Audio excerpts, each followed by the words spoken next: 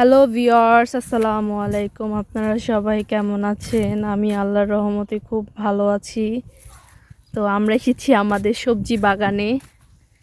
নানান রকমের সবজি চাষ করা হয় এই বাগানে। আমার তিন কাকি এই বাগানে, তিন কাকি না, শুধু দুই কাকি আর আমার মা, তিনজনে মিলে এই বাগানে এক এক সাইডে এক এক রকম সবজি চাষ করে। এই যে এক সাইডে অল্প কটা সরিষা বুনছে, এই যে মরিচ গাছ। এই মরিচগুলাকে আপনারা কি মরিচ নামে চিনেন কমেন্টে জানায় দিয়েন। এগুলা হচ্ছে আমরা কৃষ্ণমরিচ বলি, আবার অনেকে কৃষ্ণচূড়া মরিচ বলে। আর এই যে সুন্দর সরিষা ক্ষেত, শীতের মৌসুমে এই পরিবেশটাই অনেক ভালো লাগে। সব রকম সবজি পাওয়া যায় তরতাজা। এই যে আমাদের বাড়ির পাশে কি সুন্দর সরিষা ক্ষেত। এই যে আমার মা জঙ্গল পরিষ্কার করতেছে। আর এই যে কচুমুখী উঠাইছে, এগুলাকে আমরা গাটিও বলি।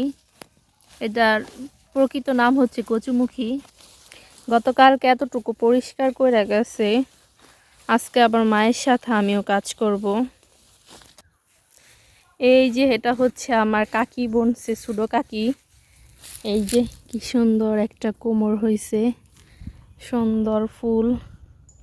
আমরা এই ফুলেরই পকোড়া বানায় খাই। এই যে বেগুন গাছে কি সুন্দর বেগুন হয়েছে আল্লাহর রহমতে, মাশাআল্লাহ। খুব সুন্দর সবজি হয়। এই যে বেগুন গাছ, ওই যে ওই পাশে মূলা, কুমড় শাক। আর এটা হচ্ছে আমার মা বুনছে, লাগাইছিল আমার মা। এই যে কুমড় ফুল সুন্দর।